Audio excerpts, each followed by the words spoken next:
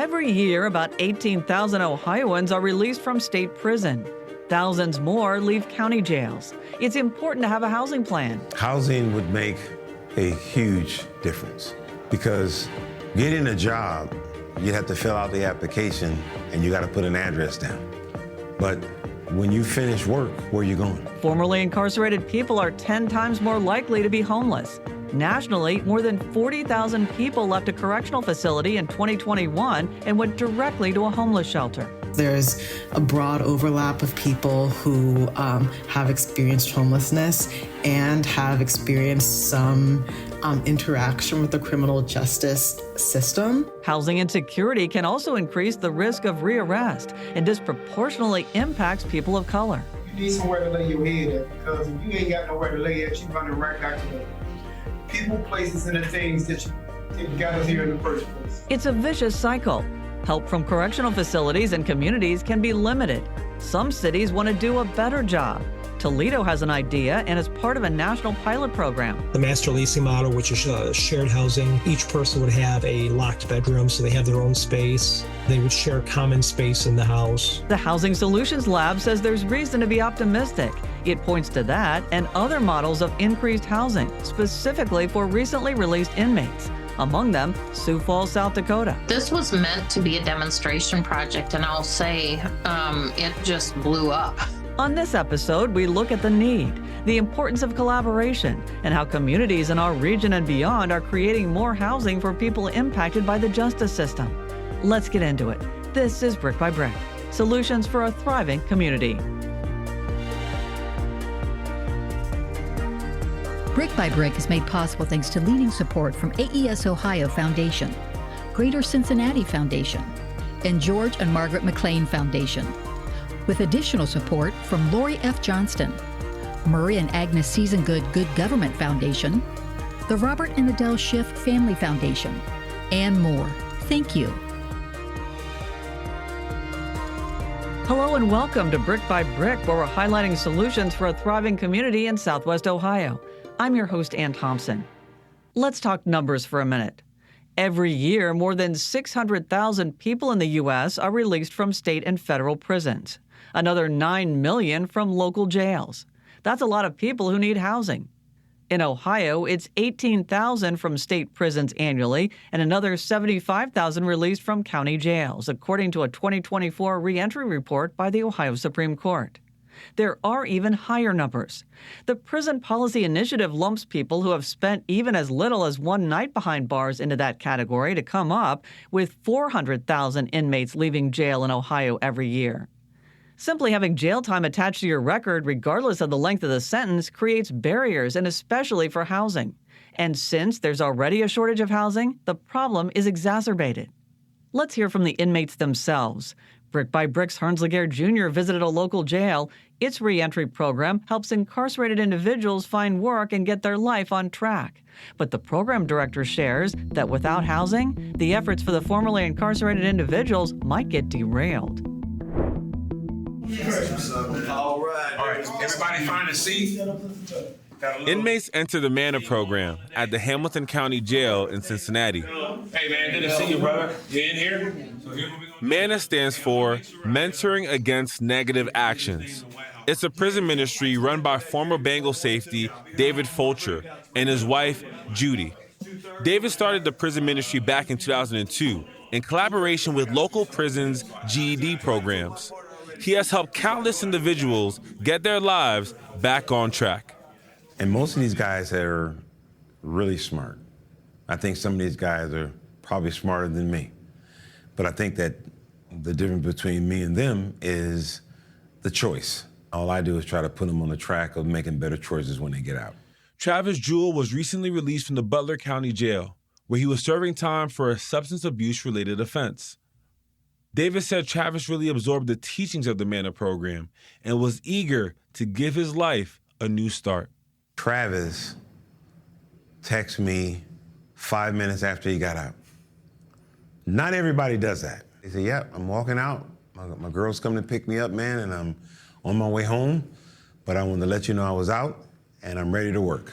I called David. I called him probably twice a day for 3 months. He was a big part of my recovery when I was incarcerated as well. How long did it take you to get a job after you left jail? About 2 months. Time I actually got situated, got everything under control, my living arrangements, and then transportation of where we could work and so forth. Since being released from jail in December of 2024, he has remained clean, graduated with his GED, works as an equipment operator for a local company, and even plans on marrying his longtime girlfriend this summer. But there was one essential thing that made his second chance at life possible. Did you know where you were going to stay after you left jail? Yes. What options did you have? Either here or the streets. People that we have worked with that have stable housing, their employment history is much longer. That's Trina Jackson, director of the Hamilton County Office of Reentry. The organization helps returning citizens get the essentials they need to thrive. Trina says one of the core basic elements those individuals need is housing. It's very difficult to even move on to something at a little bit higher level like employment if they're not sure where they're going to lay their head. Do you think there is a clear path to housing for formerly incarcerated individuals? I don't think there's a clear path because there's the stigma that's associated with incarceration. You know, when someone runs your background, they're going to see you were incarcerated, then you're denied housing because of your background. And so that whole stigma just kind of goes along with you. You're carrying it through your lifetime. We got to understand what society is asking these guys to do. They're asking them to be Superman without a cape. Lucky for Travis, his soon-to-be wife supported him and allowed him to come home. What do you think would have happened if you didn't have a place to stay? I'd probably be dead by now. Or back in jail. The Office of Reentry is looking to create opportunities for those that don't have a solid support system when they are released. So we're in the process now of working with one of our housing partners, a landlord. She actually purchased a property. Her name is Dr. Hamilton, Bernice Hamilton. And so she is in the process of applying for a grant to cover the rehab costs. And those units will be available to our clients. And more opportunities like that are needed for individuals, such as the ones in David's MANA program. How many of us, if we were released today, have a place to stay? Okay, very iffy. About 3 individuals raised their hand in a room of 15. Here's some of the inmates share how having a place to live would help them. It's going to give you more time to focus on getting a job, more time to focus on getting transportation and working in other areas of your life. You need somewhere to lay your head at, because if you ain't got nowhere to lay at, you running right back to the people, places, and the things that got us here in the first place. That solid foundation. And the solid foundation is housing. We all have a past. Whether it haunts us or not, doesn't mean that you have to shun us away from a second chance. How do you know who I am if you don't give me a chance? Thanks for that, Hearns. You reported how one of the landlord partners purchased a property that she hopes to open up to individuals, including the people that work with the Office of Reentry. Yes, Dr. Bernice Hamilton, she's a landlord that just purchased some recent property, but she's waiting on ARPA funding in order to open the space to individuals that work with the Office of Reentry. The place has 4 units, and it's going to take 30 to 60 days until it's open. But yes, they just have to wait for that ARPA funding in order to make it possible. That's good news. Well, are there any other plans to do more of these kinds of developments? Yeah, Trina Jackson shared with me that she wants to do more of this. Like, she wants to partner with more landlords, but it does take some time for landlords to feel comfortable with the idea of housing to formerly incarcerated individuals. But I think addressing that stigma and addressing the concerns that they have is the first step to see whether these folks can become partners. Thanks for that, Hearns. We'll talk to you later in the takeaways. I look forward to it. The Housing Solutions Lab at New York University's Furman Center and the Center for Justice Innovation took a deep dive into the difficulties and possible solutions with the 2024 report called Housing is Justice. It points to these barriers, some of which Hearns just told you about. The challenge of applying for housing while still incarcerated, unstable finances due to missed work and fines and fees, and private landlords screening out tenants with criminal records. Aisha Balogun is a special project associate with the Housing Solutions Lab.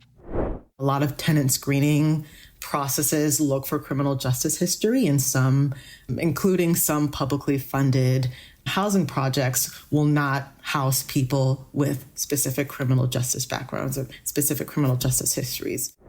Some public housing authorities consider criminal histories as far back as 20 years. The Cincinnati Metropolitan Housing Authority says potential residents have to be out of jail for at least 3 years before they can live in public housing. Greater Dayton Premier Management cites a HUD policy on its website saying it can deny admission to certain applicants with unfavorable criminal histories. And if you don't have housing lined up upon release, what do? An estimate of 40,000 U.S. former inmates released into homelessness in 2021 is believed to be widely undercounted since it doesn't consider unsheltered homelessness. Balogun says agencies trying to help are often stymied because they don't have accurate release data from the criminal justice system. Just because, you have a list of names and personal information on both sides doesn't necessarily mean that the actual formats and the actual data quality between these two different sectors will match up easy or in an easy fashion. If systems are to match up, one person might have to spend hours doing it. But despite all these barriers, agencies are doing the best they can to help recently released inmates find housing. You heard Hearns mention Hamilton County's Office of Reentry. At the One Stop Resource Center in the jail lobby, 50% of inmates on their final Friday are looking for housing. This concern is seen in Judge Terry Nestor's Common Pleas courtroom as recorded for this promotional video.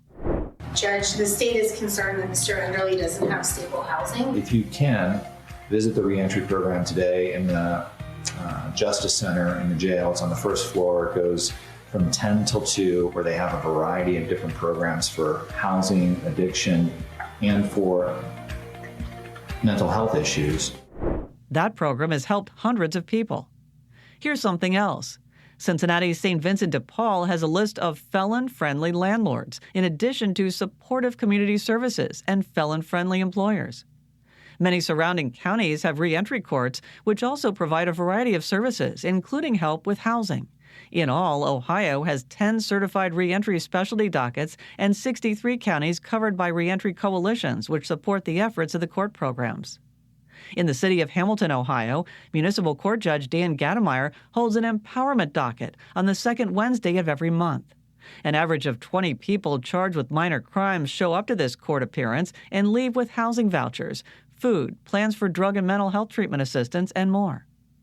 Since 2012, Dayton Federal Court has been helping former inmates get back on their feet. 5 years in, U.S. Magistrate Michael Newman called the reentry court one of the best in the nation alongside Minneapolis. It also offers housing help and assistance with driver's license reinstatement, health insurance, parenting classes, and more. Last year, the state of Ohio passed a law which empowers inmates leaving prison to find housing. Radio station WYSO interviewed Sean Mitchell, the returning citizen coordinator at Sinclair Community College. House Bill 50 is what they call a CQH, or Certificate for Qualification for Housing, which would ultimately state that as a system-impacted individual, I am no longer the person of my past.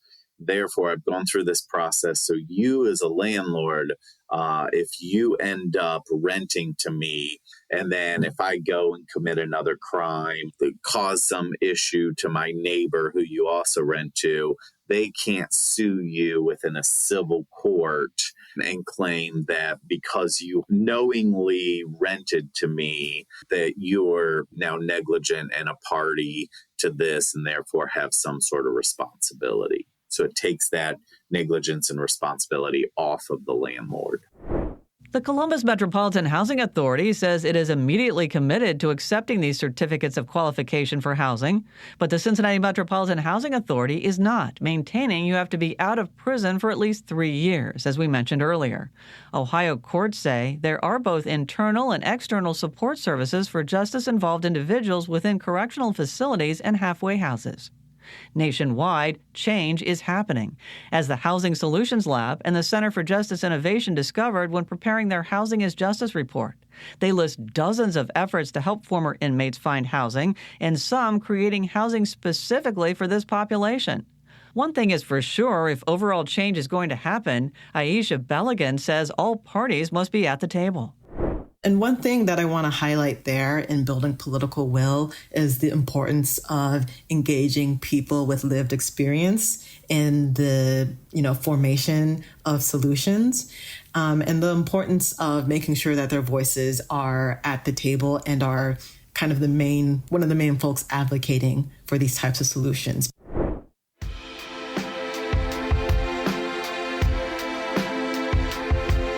Coming up on Brick by Brick, we highlight just a few of the most innovative housing solutions for justice-impacted people. The clients feel heard, which is a big shift for many communities, including our own. That's ahead on Brick by Brick.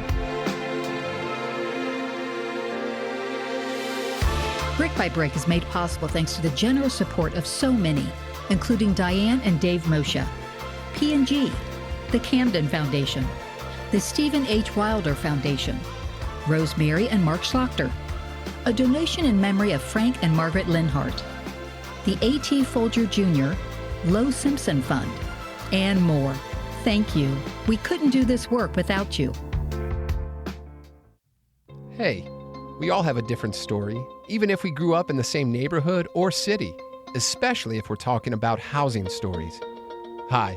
My name is Mark Lammers, executive producer for Brick by Brick.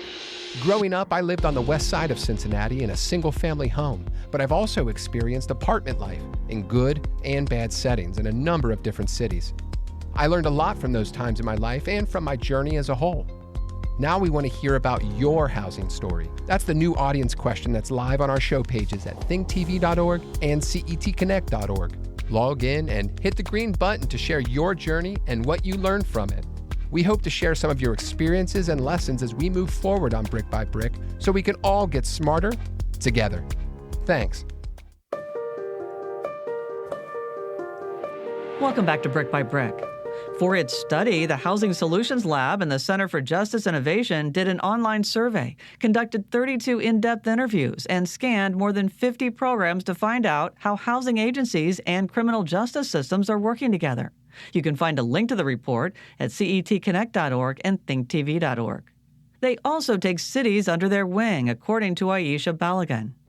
We really were looking for cities that are, interested in fostering these collaborations, but may not have the time or the infrastructure or the framework to understand how these separate agencies can piece together their efforts to make a collaborative program or, embark on some sort of collaborative policymaking.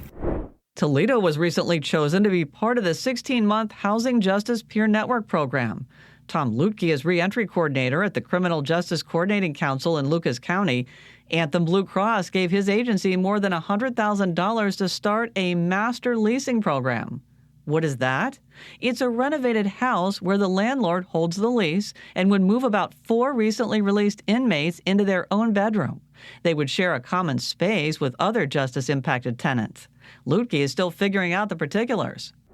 Maybe have 2 months free rent because they're not working, but it gives them a stable place to live, to go job search. If they need help getting documents, the case manager that is going to be connected to that house will be able to help with that, and get them to a point where they're working, they're saving money, and then ultimately being able to put a down payment on a house or apartment of their own.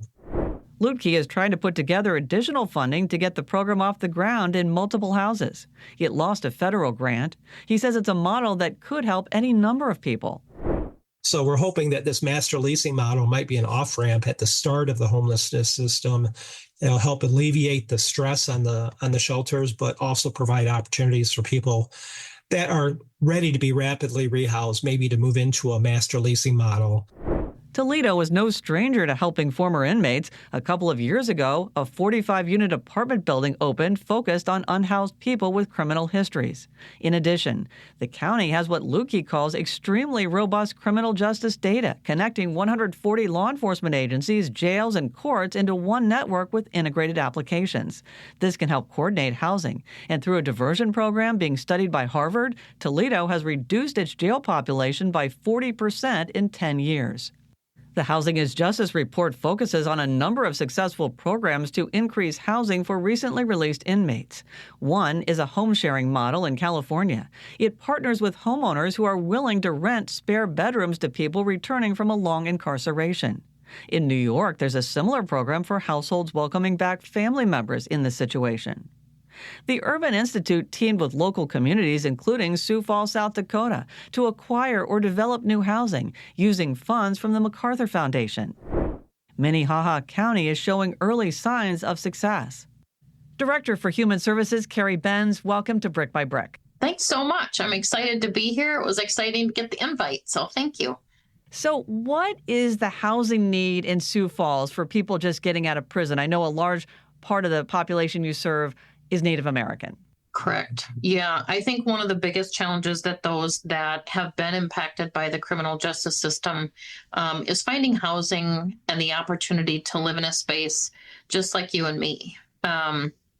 It's not only needs to be affordable, it needs to be safe, and oftentimes needs to be situated in a location that is easy access to all the other things that we sometimes take for granted. So close to grocery stores, shopping, easy access to bus, because most often many of these individuals don't have an automobile, so they're riding bike. So much of it is really just taking those opportunities to work with landlords to say, give them a chance. Yeah.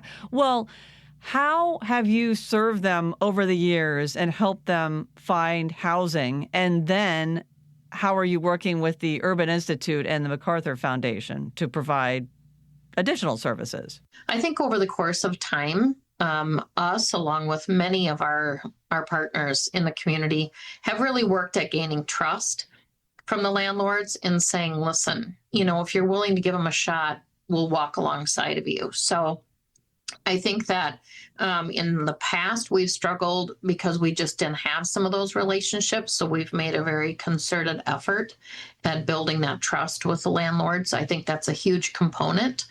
And so by us engaging with MacArthur and Urban, what it really allowed us to do is to work on building those relationships and then being able to access funds.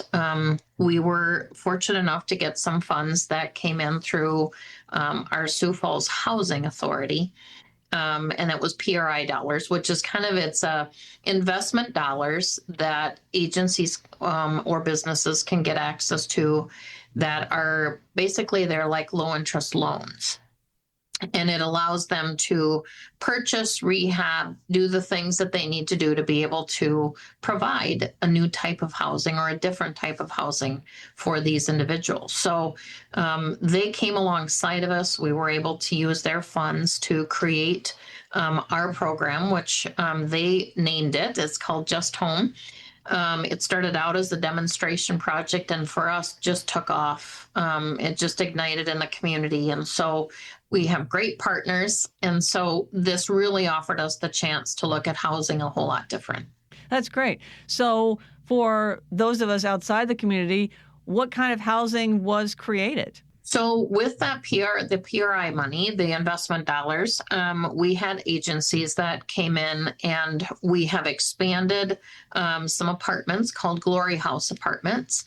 Glory House also has an inpatient or residential program for those that are being released. They can come into the Glory House, work on kind of mindset and structure, getting their life back on track, oftentimes recovery from addiction issues, sometimes getting mental health care. And they were able to expand their number of apartments by another 51 units, which was outstanding. And then we also had another partner who actually purchased an apartment building, rehabbed that. And then we worked with Sioux Falls Housing to get vouchers that allows people to only pay 30% of their income to be able to rent these units. And then it also allowed her to purchase a number of homes that she's also rehabbed. And so now we have units that are available for families. And so it just really cast a larger net for people who are challenged to find the right type of housing where they need the support and then the access. I'm wondering if other communities can duplicate your model, even if they aren't a part of the MacArthur Foundation model. Absolutely. When we started and began the journey with MacArthur and Urban for Just Home, that was really one of our goals that we kept in mind is how do we make this so it can be replicated elsewhere? It certainly can be. I think probably the biggest pieces that a community needs to have is willing partners to be able to come together to look at how do we do this together. It can't be just one agency or one person's agenda. It also needs to be somebody who's open-minded that never say never. I think that's one of our biggest takeaways is that so often I think we look at something and we get something in mind, and then we kind of close our mind to other offers or suggestions when in fact, really all that does is close off opportunity. When we best invest, we actually are investing in the very people that make up our community. And so when we do that, we offer opportunity for change. And really, I think it becomes more of a societal norm to be accepting rather than kind of excommunicating people when, in fact, they're incredibly talented individuals. Kari Benz, thanks for being on Brick by Brick. Thanks so much for the invite. A few other notes about the Sioux Falls Just Home program. In about a month, they'll release a report on how well it's working. There have been more than 180 referrals. The next challenge may be to expand the program to those identified as sex offenders, who will require increased awareness and collaboration in the community. We want to hear from you as Brick by Brick develops more episodes and looks to season number 2. Go to our website, cetconnect.org and thinktv.org, where there's a big green button to give feedback. On the website, you'll also find web articles if you want to dig deeper into this topic and others. You can also see the TV docuseries we've done and video extras. We're joined once again by Brick's Herns Laguerre Jr. Hello. And we welcome Emiko Moore to the microphone. Hello. It's time for takeaways. Well, first of all, I loved listening to Herns' full interview with the former Bengal safety, Dave Fulcher. And just so people know, I worked with him previously on Community Conversations. And I just appreciate him and his wife, Judy, who want to guide and coach people into making better choices in prisons. He mentioned that a lot of times we expect these people to come out of jail and be like Superman, but without the cape. And I thought that was just such an interesting analogy. You know, if you've spent time incarcerated, you probably don't have a lot of connections or understand what's going on in real estate or the job market. And so you really need some support and skills and tools to navigate life outside of those prison walls. As I was listening to the podcast, I kept thinking of the word scaffolding. That just a lot of scaffolding and support is probably going to be needed for people as they're just rebuilding their life and getting it in the right direction. And housing is so fundamental for successful reentry because it's really hard to look for a job if you don't have a house. Yeah, and that's similar to the conversation I had with Trina Jackson, the director at the Hamilton County Office of Reentry. And Trina was telling me that depending on the substance abuse you went to jail for, there may be additional barriers to housing. And so I asked her, hey, what are those folks expected to do? And she told me that's a good question. There really isn't an answer to that. And I think that's the crux of really of what I'm getting at, right? Is like, what do we expect certain folks to do if they want to rebuild their lives? And I think, if we don't get past the stigma of incarcerated individuals and if we don't address it, then these folks will end up right back in the jail cells because they don't have any access to housing. And I think it'll just be an ongoing cycle. So that's something that we need to consider. It does seem like there needs to be some kind of bridge there because on the flip side, I can certainly understand the concerns of potential landlords because safety and trust are just valid concerns when you're renting out your property. Yeah, and that makes sense. And maybe entities like the Office of Reentry could act as like a vetting system, you know what I mean? So that landlords could feel comfortable and that, formerly incarcerated individuals who want to get their lives back on track have housing. Sioux Falls realized the importance of working with landlords to get more housing for people who are leaving jail and prison. But they did something else. They used investment dollars to help pay for a 51-unit expansion to Glory House, which is permanent housing with on-campus access to mental health and addiction and recovery services. And that money was also used to help rehab a 10-unit apartment building called St. Francis House. And all these tenants work with case managers to keep their lives on track. For people at Glory House who are further ahead in their reentry, Just Home, the program, pays the first month's rent and renter's insurance for a year. And also for any damages, there's a fund to the apartment. And then those living at St. Francis who are still getting connected with counselors, Just Home helps them secure housing vouchers. So the importance here, according to the Director for Human Services, Kari Benz, is a community needs to have willing partners come together. It can't just be one agency or one person's agenda, and it needs to be somebody that never says never, and also somebody involved who has gone through this journey. Yeah, that sounds pretty good. Well, that's what we think, but we want you to be part of this solution conversation. You can share your thoughts via our webpage or by emailing brickbybrick@publicmediaconnect.org. Thanks, guys. No problem. Thank you. Coming up in the next episode of Brick by Brick, how can you have a voice in neighborhood development? We're not opposed to development, and we're not asking you to kill this project.